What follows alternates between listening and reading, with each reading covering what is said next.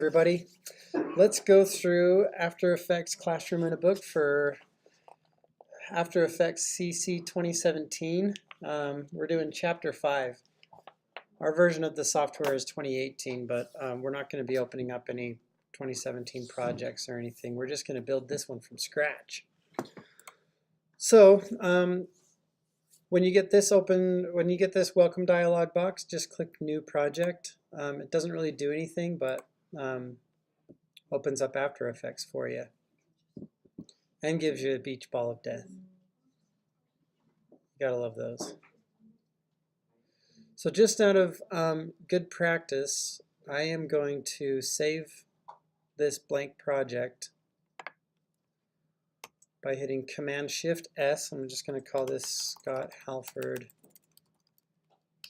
Chapter 5. And then bring this down, navigate over to my drive that I have all my lesson files. Web 3300, book files, lesson 5, finished project. All right, now that I've done a best practice and saved my project, I have some assets to import. Who wants to throw out a method for importing? Throw one out. Yep, Control or Command-I to import. Now I'm going to navigate to my lesson 5 folder, into my assets folder, and I'm going to import balloon.ai. Actually, no, sky.ai. That's the one that the book does first. Click Open. And now there are several layers in this, but we are going to import all of them as just one flat image. So the import kind in this situation is footage. So even though there are a lot of layers and different objects, we're just going to import the whole thing as one flat image file. So click OK there. And now my next method for importing is to double click in the project panel on the empty space. So I'm going to double click there to import the balloon.ai file. So if I double click on that, this time I want to import all the layers as separate objects. So I'm going to go to this drop down box, select composition, and that'll import my balloon.ai file as a composition. And I want to make sure that my layer size is the size of each object that comes in, not the entire document size. Okay, so we're importing this as layer sizes. So if I click OK, question? Yeah, did you start a new project or did you? Yeah, I just I did a new project which is blank, and then I saved that in my lesson folder just to make sure that as I'm working along, if After Effects crashes, by default, After Effects will do an autosave every 15 minutes or so. So if it crashes, I won't ever lose more than 15 minutes of work, hopefully. Fingers crossed. So now that I've got all this stuff imported, might as well save it again, right? Command-S to save. All right, so those of you who are doing the digital version of the book, I don't know what section it is exactly, but I am on page 120.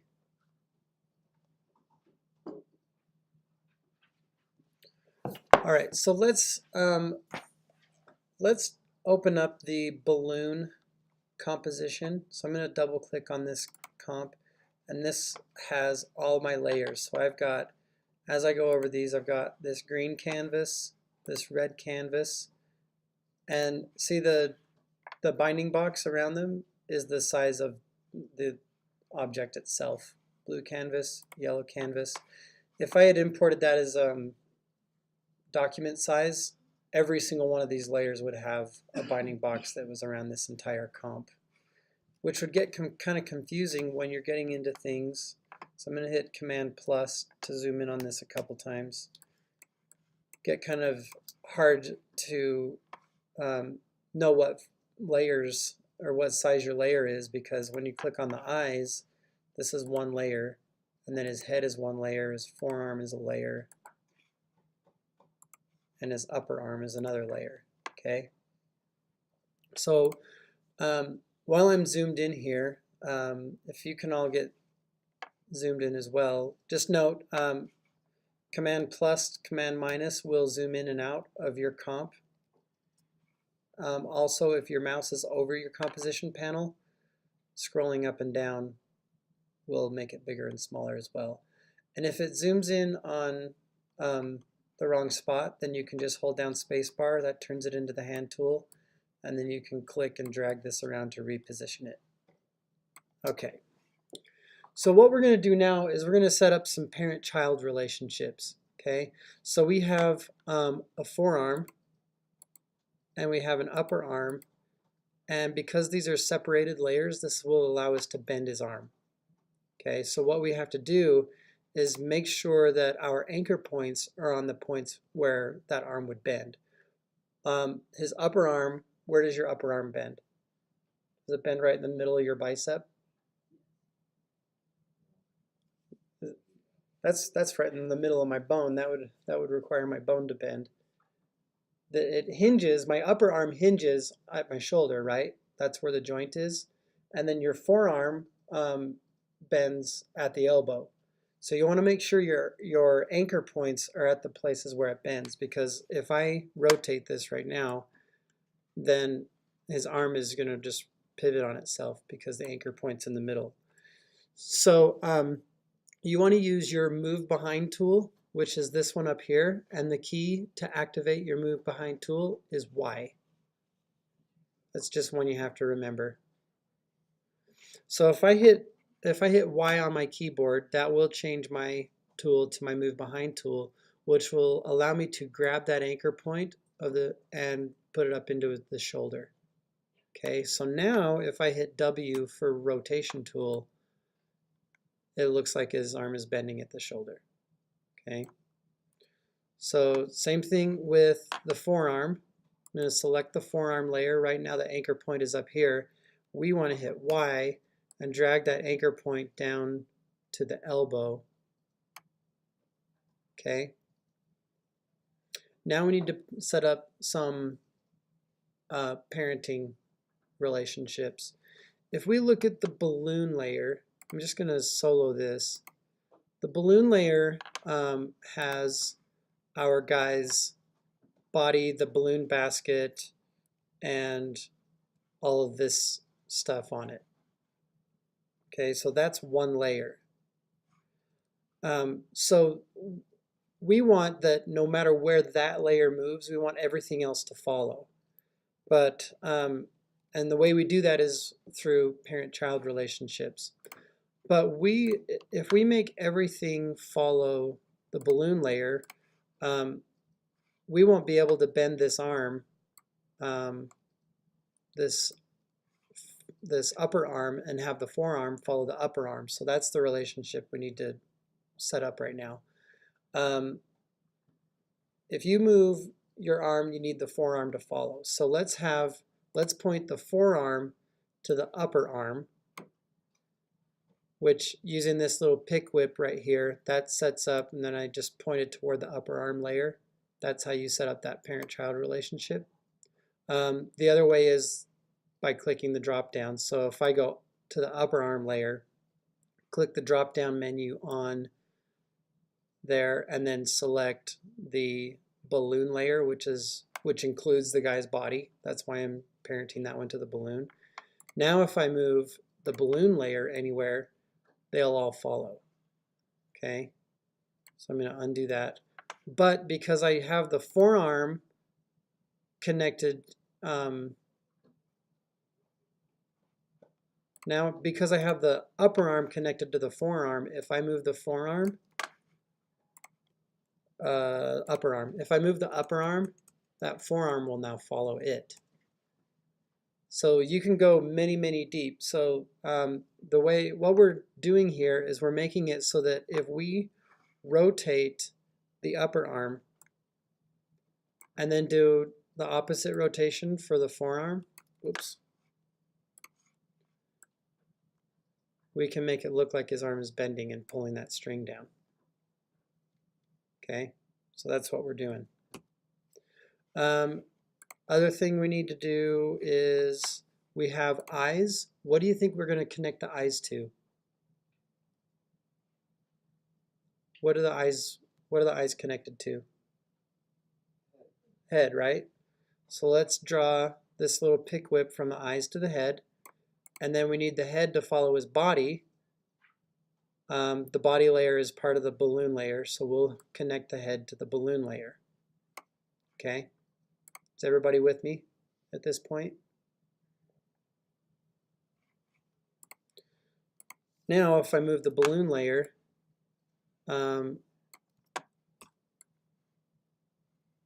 everything is moving with it because the head's connected to the balloon layer, the eyes are connected to the head, so if the head's following the balloon, then the eyes will also follow. But the cool thing about it is, if I take the head and I rotate it and I move it like this, oh, what's wrong with that picture? Is that a natural head, Bob? Not really. That anchor point for the head layer, we should hit Y, which is our move behind tool, and probably move that down here so that his head can go like this. Okay? And now even with that head animation going like that, if we grab the eyes, we can move the eyes around. And they'll still follow the head wherever we move the head. Okay? Because of that parent relationship. We'll do this again. We'll do more character type stuff. This is like the very, very basic kind of character rigging.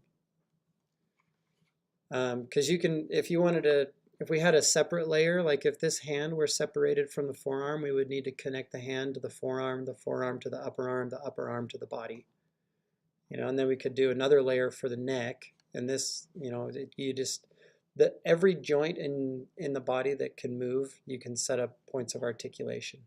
So it can get kind of complicated. All right.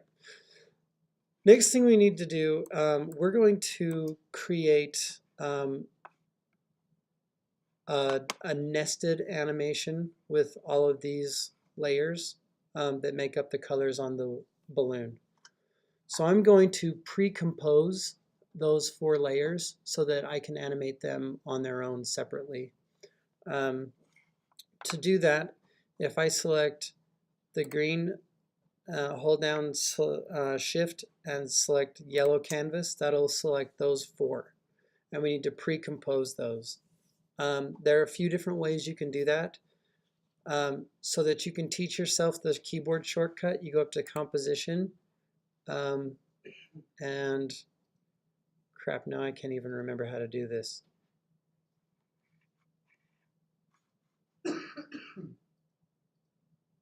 Oh, it's in the layer menu. Pre-compose. See that key command? That key command is committed to my muscle memory. I don't even think about this menu. I just think, oh, I need to make a pre-composed layer using these 4 objects.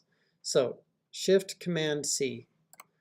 I think you can also do that using right-click, pre-compose. So never, ever, ever go up to this layer menu. It's too far away. All right, Command-Shift-C. I'm going to call this Balloon Colors. What does the book call it? I'm on page 122. The book calls it Canvas. Command-Shift-C, Canvas. Move all attributes to new composition. That's good. We can tell it to open this new composition or leave us in this composition. I'm going to leave us in this composition just to help you guys navigate from one nested composition to the other. So let's just click OK. And that took all 4 of those layers, made a new comp that contained those 4 layers. And then now they appear as one object. Okay. Now, if I want to open up the canvas composition, that new pre-comp or nested comp, then I can just double click on the layer here or here, and it'll open it up in its own tab in the timeline panel. So now I have the 4 layers that I can do a pre-composed animation. So one thing we need to do with this is let me just show you the final animation real quick. Those are going to blow off of the balloon.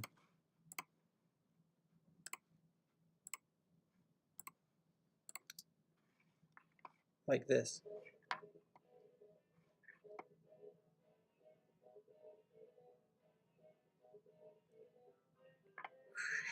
Woo!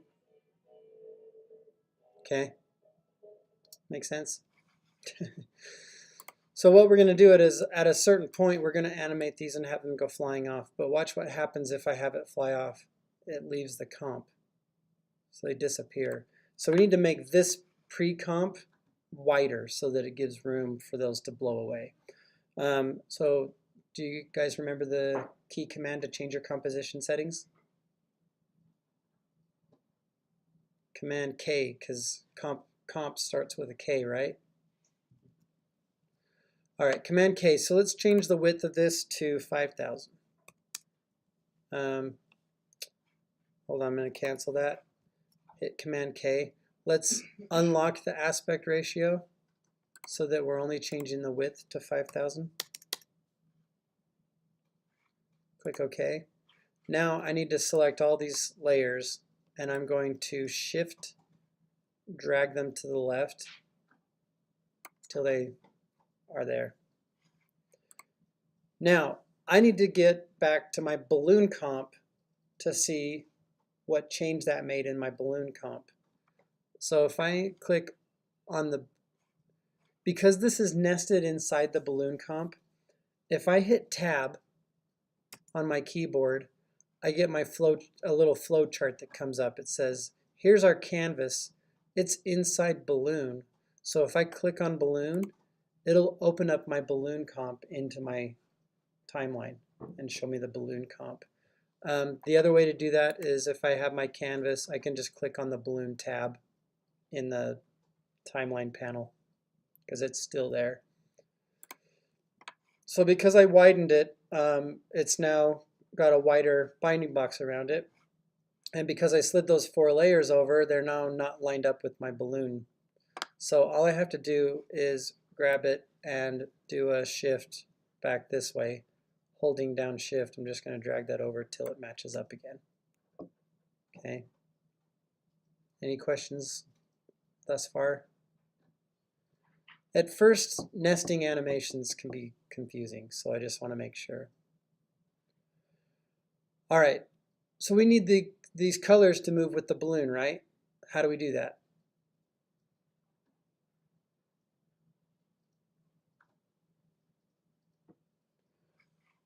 So if I move the balloon, the colored parts of the balloon aren't moving with it. What do I need to do? Yeah, so we need to make the balloon the parent of the canvas. So we take from the canvas, we can drag this pick whip and say, I want to point to you. I want to follow you. That's how you set it up. So any layer that you want to follow another layer, you need to point that layer to the other layer. All right, now if I move the balloon, everything follows. All right, so let's create our composition that's going to contain everything, our balloon and our sky and all that stuff. Remember the key command for creating a new composition? Command N. Command K changes the settings of a composition you already have open. So Command N.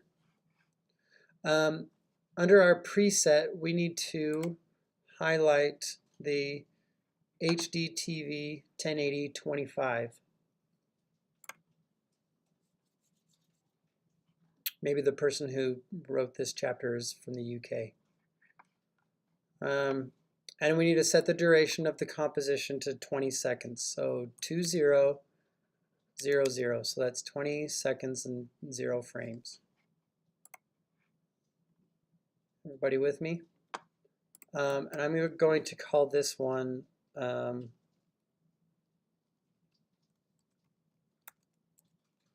master comp. The book calls it something different. Let's see. They call it balloon scene. Guess I like to call my main animation master comp because that just tells me that that's my master. Because when you're exporting it, you can name it whatever you want.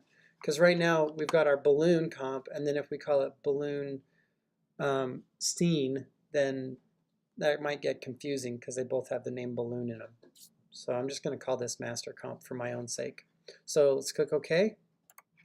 Right now it's blank. I'm going to drag the sky layer down into that, or the sky Illustrator file. Leave it there. So this is nice and big, right? And it contains these blown away pieces of the balloon. So let's just begin that off by placing it right here, roughly right there. Okay, so I'm going to hit Command plus to make that a little bigger so I can see it better. And I also am going to go in, and rather than putting my balloon comp in there as well, which I could do, I'm going to grab layers from the balloon comp and paste them into the master comp. So if I select all this stuff from top to bottom, this is important. The selection order makes a big difference in this situation. If I select it from bottom up to the top, it'll paste it in that order. So I'll paste it into the other comp in the reverse order. So I want to make sure I'm selecting canvas first, holding down Shift, selecting upper arm to select all of them.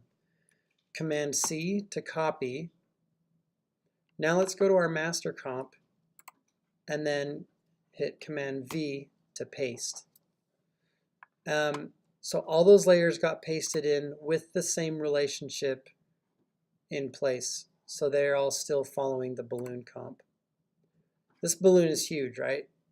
So let's start by hitting S to scale this down to about 39%.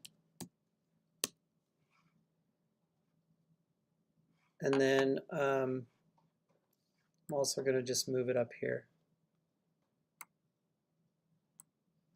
All right. So now I think we're ready to start animating this fella. So the book tells you to go forward to this place in time, enter this value for position. Go forward to this point in time, enter this value for the position. But I want to be a little bit more organic than that.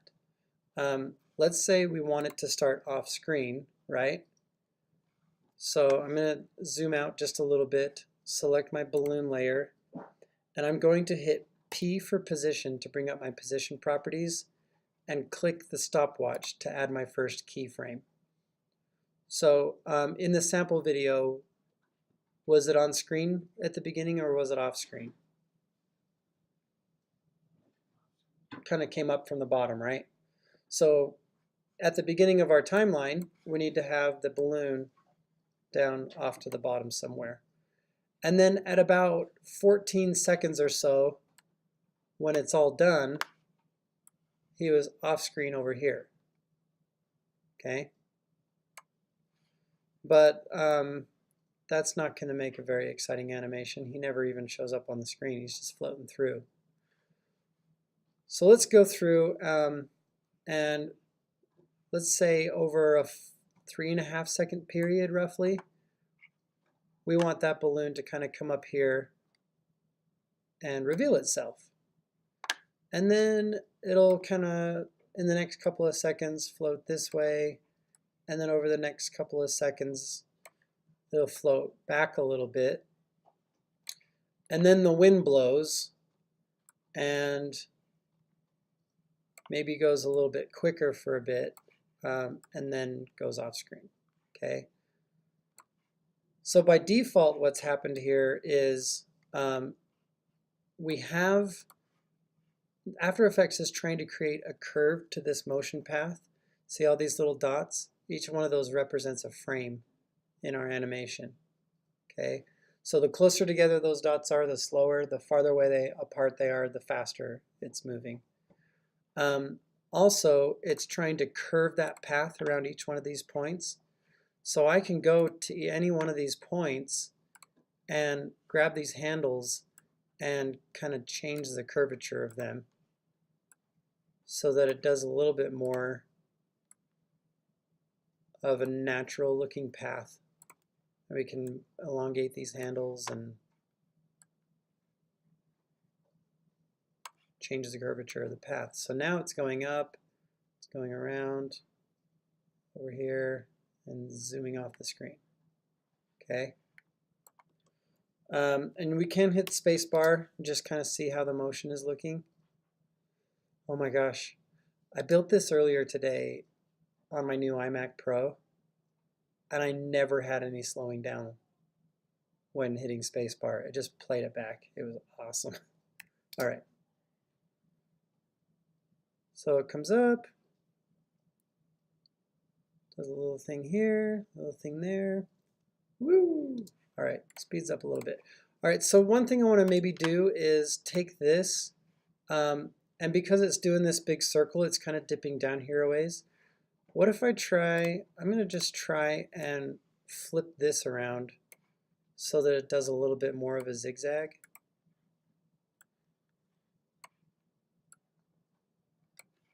See if I like that path a little better.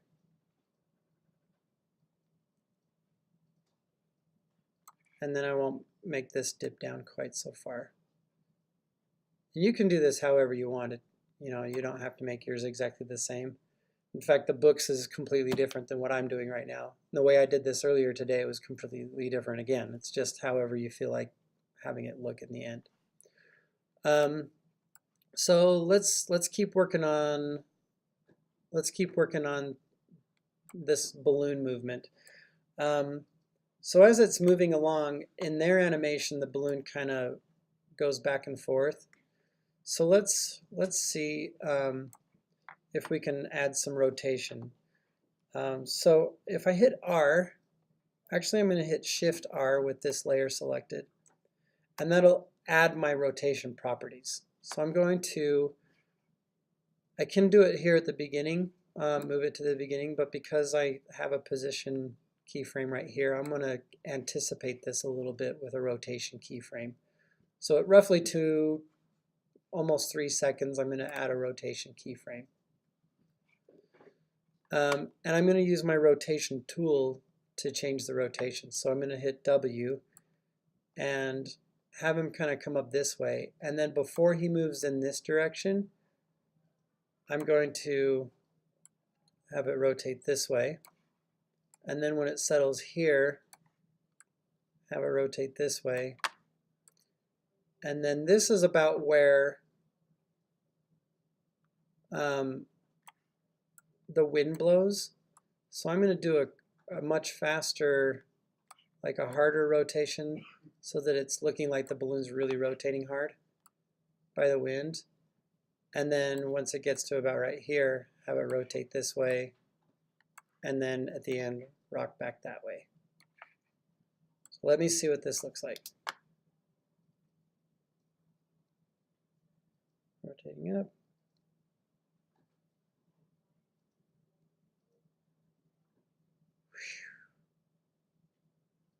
Okay, so it's all kind of rough, a little bit. Here's one thing the book doesn't teach. To smooth that out, I might just take all these rotation keyframes and right click on them. So there's two different ways you can select all the property or all the keyframes of a property. You can either drag a box around them, but that only gets the ones that are visible on your timeline. Or if I select the word rotation, or position, it'll select all the keyframes that we have for that property. And then you can right click on any of the keyframes, go to Keyframe Assistant, and select Easy Ease. and that'll kind of soften the rotation from one side to the other. So that helps the rotation. Now I want to go to the position keyframes, and I'm going to right click on that, and to smooth these out, I'm going to select Rove Across Time, because from one keyframe to the next, the velocity of the movement changes. It goes faster and slower. What Rove Across Time does is it tries to kind of spread the velocity of those out so that the timing's still pretty similar, but you don't have like that jolt in speed changes. So hopefully that'll make that look a little bit better. All right. Everybody with me? Question? So I selected position to select all of the keyframes for the position properties. Right clicked on the keyframe and then selected Rove Across Time to try and smooth out that motion so that it wasn't just like boop, boop, boop. Now let me show you, if I had right clicked and done the easy ease, what that does is it slows it down to this position to a stop, then it speeds it up, slows it down to a stop, speeds it up, slows it down to a stop. That's not the way a hot air balloon would move. A hot air balloon would kind of continually move, right? So that's why on one of them I did the Rove Across Time. But rotation is a back and forth movement. So you do want it to stop, but you want it to slow down as it arrives at each one of those keyframes. So that's why I did the easy ease on all those. Okay. All right. Next, let's have our little guy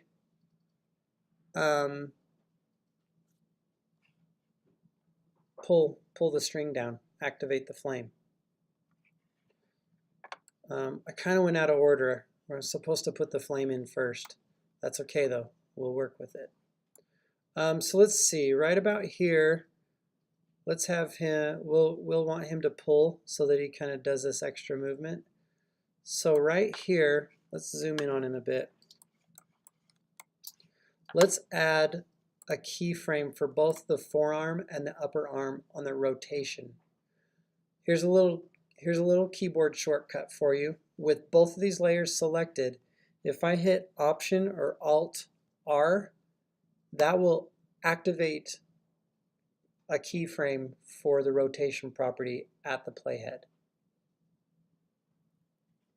Okay, so that way I don't have to select layer, hit R, turn on the stopwatch, select the next layer, hit R, select the stopwatch. Command R will just add a keyframe for rotation, and then it'll show you the keyframes. Okay, so let's advance forward 10 frames. So we set the position for up, now we need to set the position for his arm pulling this string down. The way you advance 10 frames is, if you are old school like me, you're hitting Command right arrow, left arrow to go forward and back one frame at a time. The other way to do it is page up and page down to advance keyframes. If you hold down Shift, it'll do 10 frames. Okay? And now I'm just going to use my space bar to activate my hand tool to keep him in the middle. Let's bend the upper arm down so he's pulling it down. And then we need to pull the forearm back so that that string remains connected. And now he's pulling on the string. Okay. And then we need to go forward just a little bit, and we need to have his arm go back up because you can't just like have the flame going forever, right? So we need to do the opposite of that.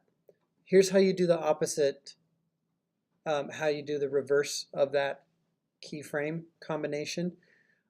Here's one thing about After Effects. If I select all 4 of these keyframes, hit Command and then Command C to copy and then Command V to paste, it actually duplicates the layers.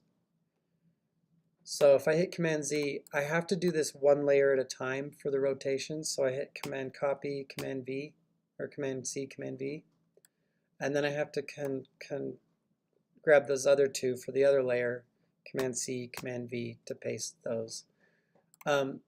So what that does is it's the exact same ones. So if I go forward here, his arm's slowly going back up, and then it's pulling again.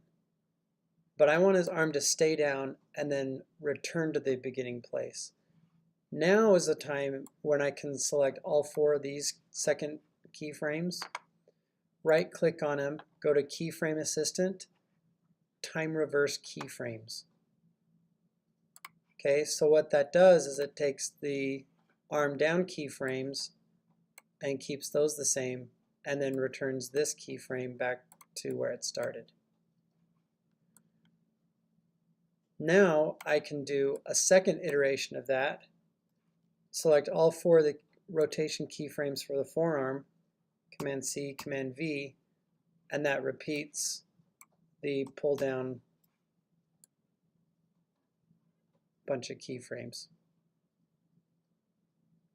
Okay. Let me show you this in the balloon pre-comp, or the balloon composition, because he's moving all over the place. So forearm, upper arm, Option R activates keyframes. Shift page down will advance 10 frames. Change the rotation settings of these two so that he pulls this down. Okay, and now you can see that he's pulled it down. And then I'll copy this one, paste it, copy this one, paste it, and then select those four,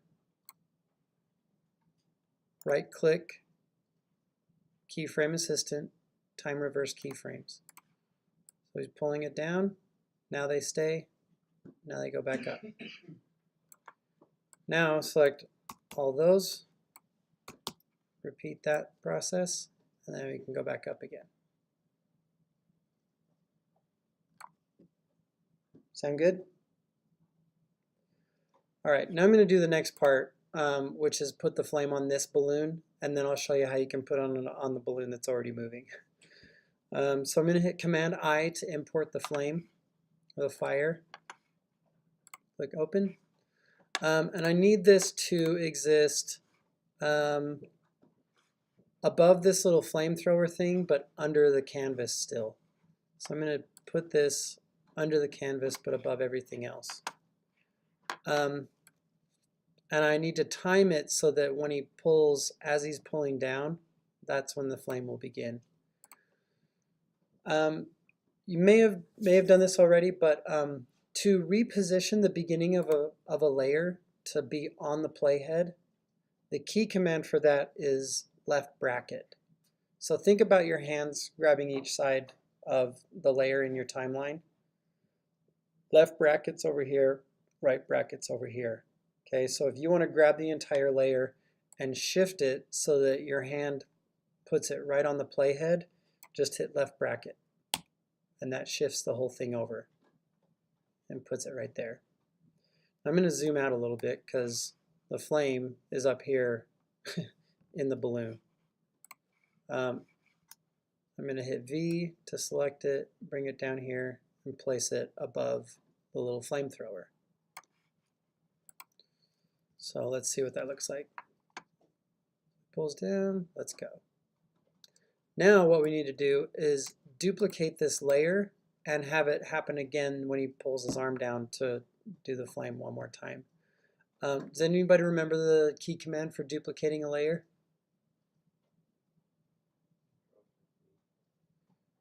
Close. Command Shift D will cut the layer. Command D will duplicate it. So if I want this to start at this next keyframe for when he pulls it down, put my playhead there, select that duplicate of the flame layer, and then what's the key to shift it over to the playhead? You're holding it with your brackets. You want the beginning of it to move to the playhead. Just left bracket, and that'll shift it over. If you don't remember that, you can always just grab it and pull it to the right, and then hold down Shift, and the end of it will snap to the playhead as well. So that's another way to do it. Okay. So let's go into the master comp and repeat, but we have to put it on a moving target. So I'm just going to move it to the beginning of this first pull down in this comp. Put the fire below the canvas again. And because I scaled my balloon layer down, I need to match that scale to 39%. I'm doing this the hard way. And then I need to match the rotation of it. Roughly about right there. And then I need it to start right here. So now that I've got it placed about where I want it, now I need it to follow the balloon. So I'll just point that parent pick whip to the balloon layer. And now, because this is where I want the layer to start, I'll hit left bracket again. And because I set up that parent relationship, it's going to follow it. And now I need to duplicate that layer and have it land right here. Cool thing is that parent-child relationship, if I duplicate that fire layer, its duplicate is also parented to the balloon. So now all I have to do is change the timing of it to begin right there. Okay. Woo!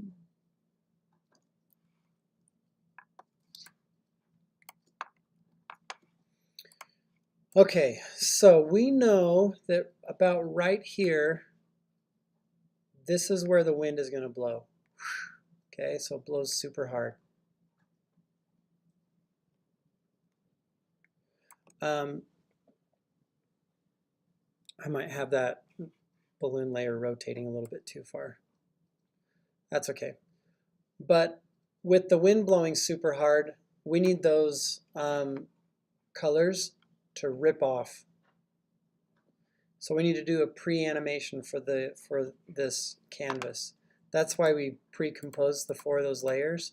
So now we can do an animation inside this canvas pre-comp and have the 4 of these keyframes so that they go flying off to the side and fly off the screen.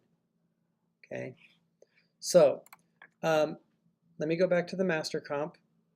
We're going to hit Tab, select master comp because that's where it's sitting.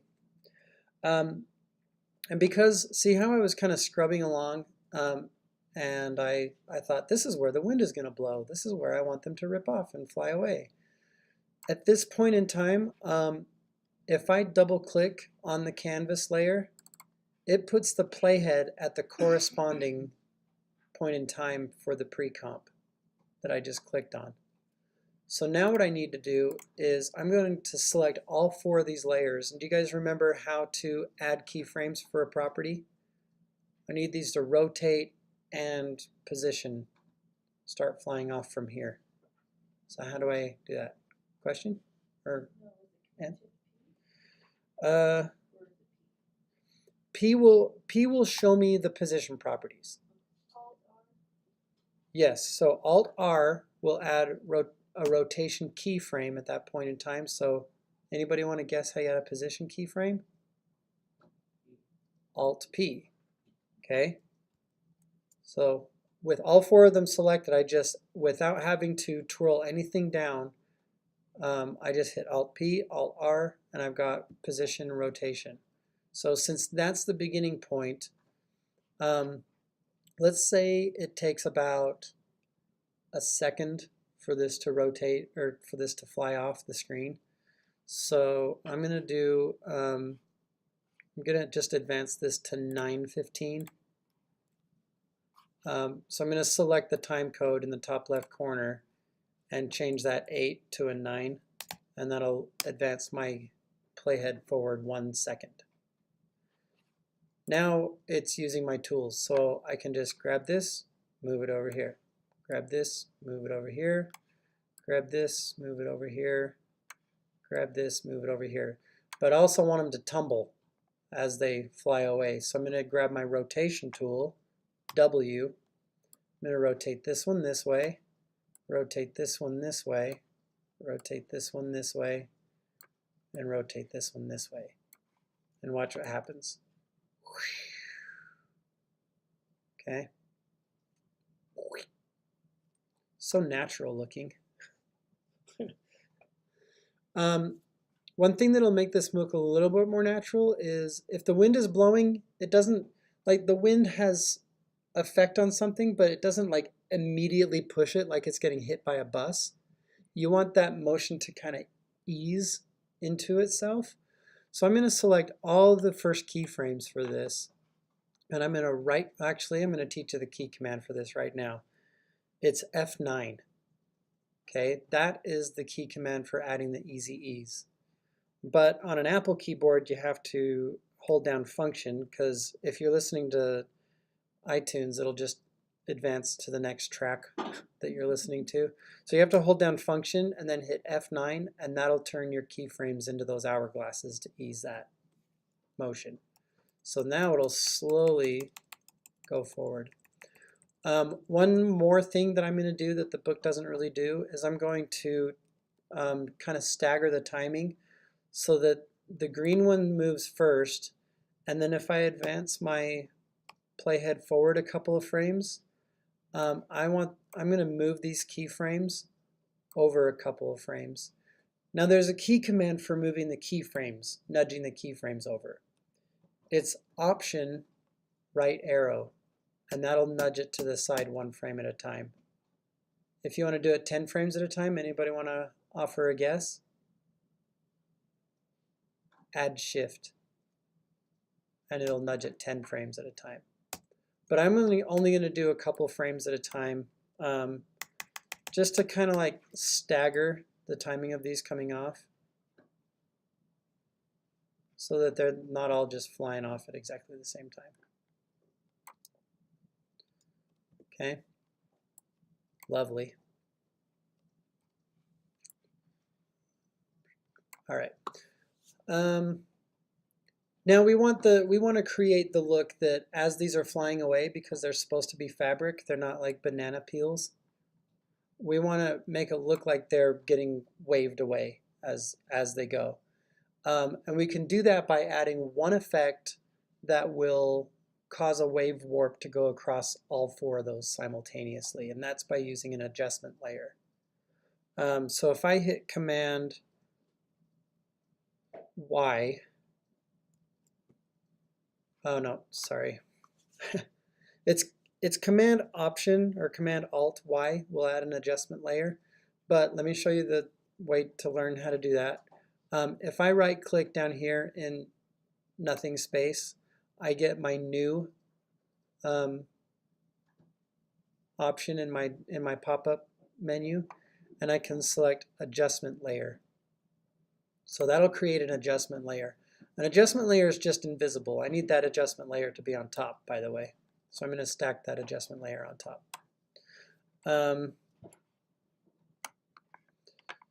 What an adjustment layer does is it says wherever this is stacked, if I put an effect on the adjustment layer, it's the same thing as putting it on every layer that's underneath it. Okay, so I'm going to go up to my Effects and Presets panel, and I'm going to just start typing in Wave Warp, and there it is. Now if I apply the wave warp to the adjustment layer, that places a little wave warp that goes across every single one of those simultaneously. but they're not moving yet, so I don't want there to be any wave yet. So we need to keyframe the wave height, but before we do that, let's make sure we've got the width what we want it to be. It's going to be really, really wide. And then we want to set, like, that's probably too tall. Make it even wider. And this way, as it passes through the wave warp, they're going to kind of wave like they're flapping through the air. But we don't, I mean, if I just leave this here, this wave warp is just going to go crazy on these things. So initially, I need to set this wave height at 0. So I'm going to create a keyframe for the wave height by clicking the stopwatch next to the wave height property. Now, if I select the layer in the timeline and hit U, that'll uncover that keyframe. And I want to shift this over to the side a little bit. And then right here, before all these canvas layers start flying off, I want to set the wave height to 0, and that'll automatically create a new keyframe for the wave height. Now as they fly off to the side, this wave height's going to increase, and they're going to wave and flap through the air as they go. Okay. Now let's see what that looks like in my pre-comp, or in my main comp. So I'm going to hit Tab, select Master Comp, and that'll navigate my user interface over to the master comp in the timeline. So now I'm just going to go slow and see what that looks like. Okay. There's one serendipitous thing happening here. The balloon is tilting, causing the canvas layer to tilt with it. And because we move them directly to the side, they're moving directly to the side on themselves. But it's actually kind of nice. It's kind of a happy accident because gravity looks like it's at play. So I didn't really intend to have that happen. That was just kind of a happy accident, having that rotation make it look like they were going to drift down at the same time. Another thing is, I bet I probably put one extra rotation on those. They still kind of look like banana peels flying off to the side. So if I wanted to get really picky, I would probably take away 180 degrees of that rotation so they just kind of go off sideways and then flap in the breeze as they fly away. Ugh, fine, I'll do it. All right, so I'm going to, now the key for this one is making sure that when you change these rotation settings, you are doing it on a keyframe. Otherwise, you're going to accidentally be adding keyframes. So because so what I'll probably do just to be safe is make sure that this rotation is here, and then have that just come back one. And then on my red canvas, for my rotation settings, if I click this little right arrow next to the diamond, that'll put the playhead on the next keyframe for that property. And now I can adjust that back, go to the next one, adjust that back this way, go to this one, advance to that keyframe, and rotate it back this way. And hopefully that'll look a little bit. Oh, I added it. I added rotation instead of taking it away. Oh man. Hopefully you catch my drift though.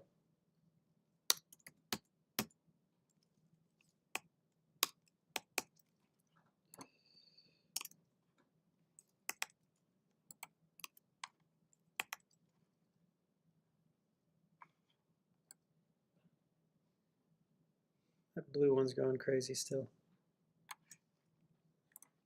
0.75, blah, blah, blah, blah, blah. Okay. There we go, that's a little better.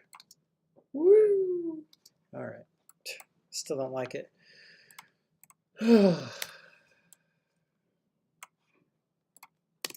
All right, I'll let it go. Okay. I'm over it. Next we need to create another animation for our wind. So when the wind goes across, we need to signify that there's blowing going across. So to do that, I'm going to create like a little cloud effect with some clouds that go whizzing by really, really fast. So we need to create a new composition for that, but we need the composition settings to be all the same as the one that we're using already. So let's hit Command N to create a new comp. 1920 by 1080, 25, 20 seconds long. This is actually only going to be like 2 seconds long. So I'm going to go against the book and I'm just going to make this comp 3 seconds long. Click OK. Now we need to make a new, we're going to put an effect on a solid layer. So to create a new solid layer, do you guys remember the key command for that? I don't know why they made it Y. That's Command Y. That's how I remember. It's like, why is it Y? I don't know. Just it is. All right, so if I hit Command Y, by default, this new solid will be the size of the composition that you have open when you create the solid. So it's already good. So I'm going to select the color picker, make it black. Select OK, OK. Great, we have a black solid. Beautiful. Now we're going to apply an effect called fractal noise.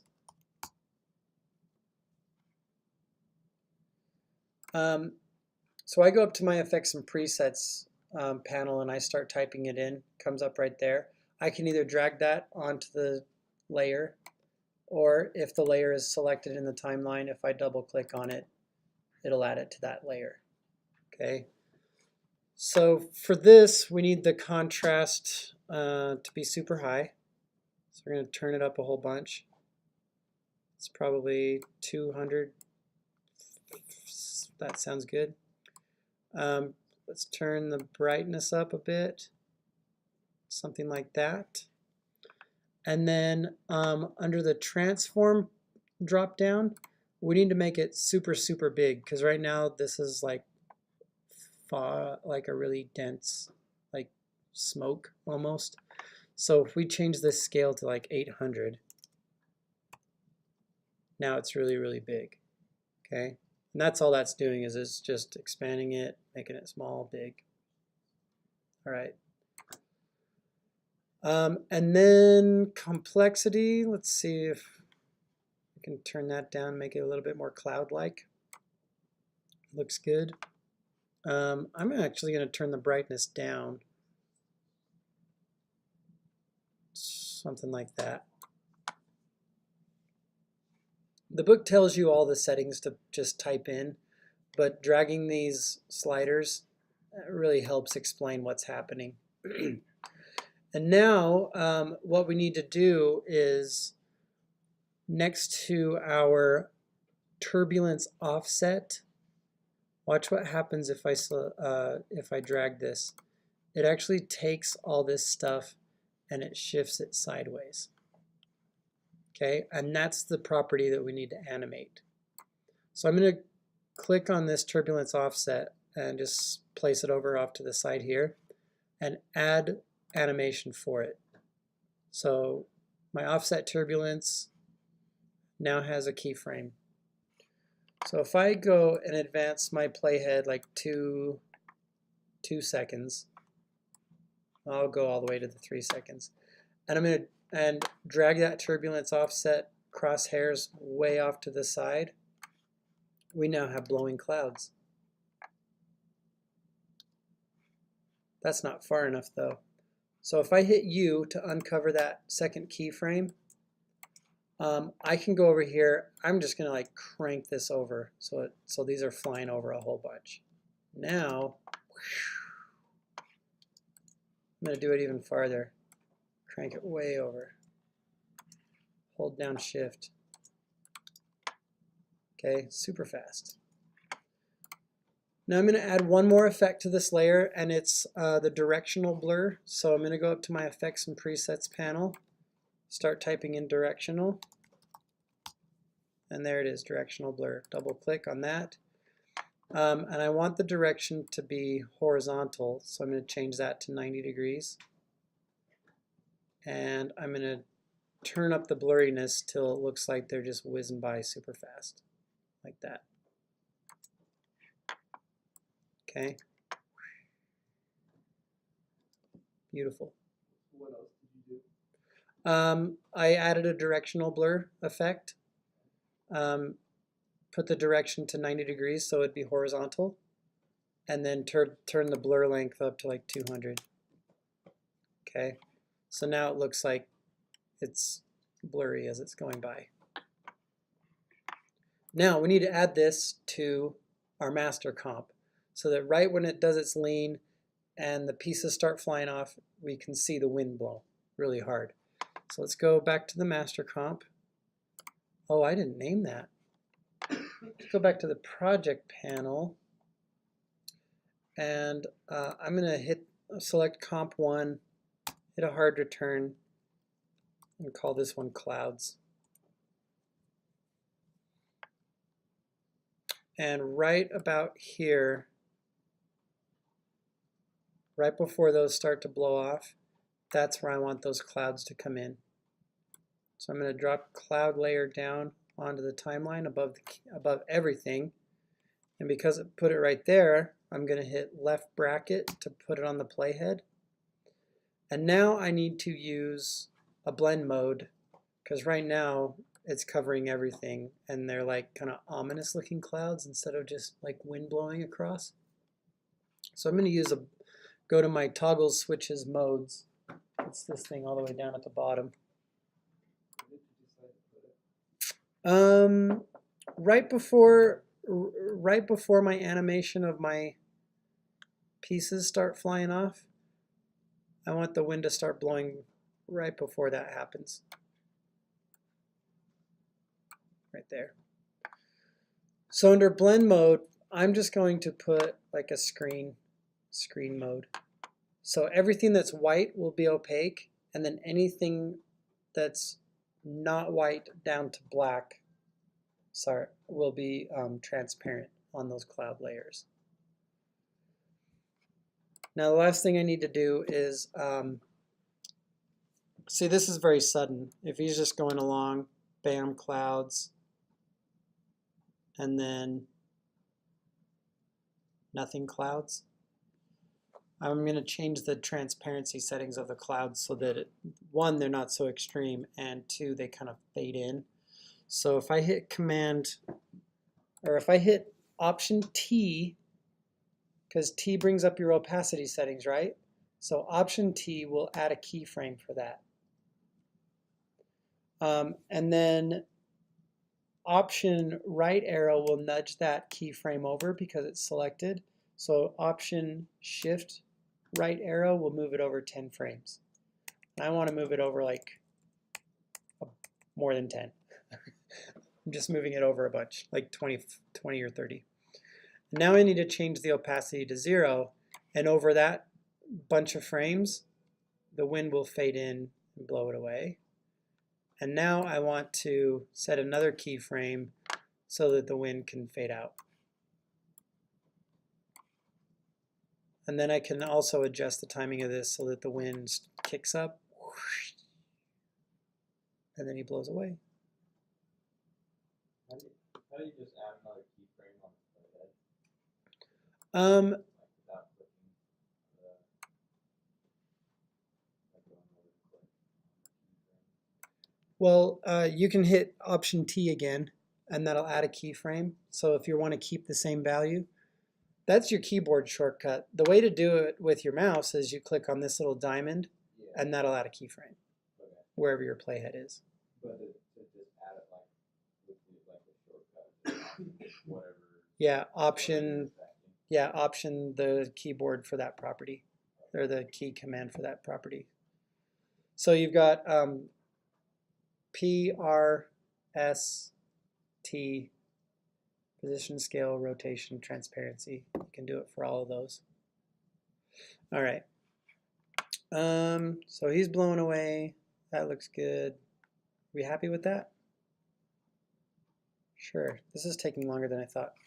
All right, so last thing we need to do is keyframe the sky layer so that it looks like we're kind of tracking along with him. And this is just going to be position keyframes. So to activate that, I'm going to go hit my home key to put my playhead at the beginning, and then I'm going to hit Option P to activate my first keyframe. I'm going to just scrub my playhead forward till he's kind of at the apex of his arc right here, and then move that layer up to about right there. And then move it over to right before he's getting blown away. I want to make it look like we're kind of traveling through space a little bit, but I don't want to see those pieces yet. So there, and then as he's getting blown away, we want to end up to where we're seeing the cloth. Okay, so it's kind of a reveal. And I could probably, it might help to rove these across time, but I don't know. Let's take a look at it. He comes up. Oh, it's almost like some parallax is happening. Moving along. Wind blows. Oh, I'm way ahead on that. Okay. Kind of getting ahead of myself here. Let's move this back this way. Smooth that out.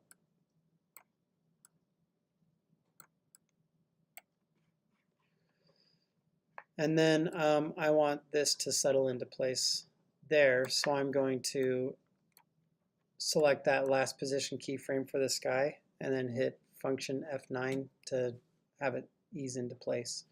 Let's do that for the beginning too. Ease that.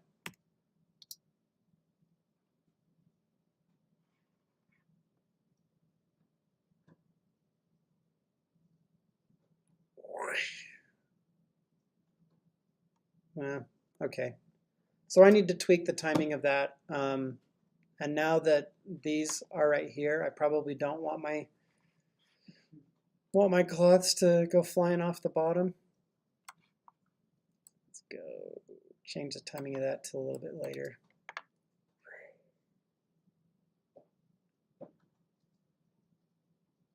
Okay. Last thing. We need to bring our soundtrack in. So I'm going to hit Command I, import soundtrack, click open. And for audio, I usually just place audio at the very bottom of a timeline. And the key command for adjusting your audio levels is L. So guess what the key command for adding a keyframe to adjusting your audio levels is? Option L. And we'll just have that audio fade out. So over time, have it start out at 0 and then go to -40, and that'll make it fade out. Now let's watch it.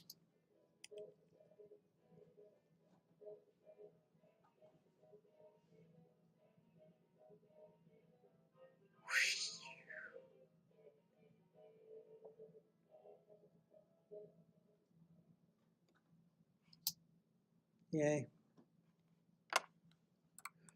One thing I didn't do that I'm sure you could probably figure out at this point is we could have him, as he's pulling on his string, we could have his head tilt up and have his eyes look around. We could also kind of have him, you could have him as he's flying off the side of the screen here. You could keyframe his head so that it does a really quick snap back so that he's kind of looking backward. And then you can repeat those, have him kind of look back and forth a couple of times.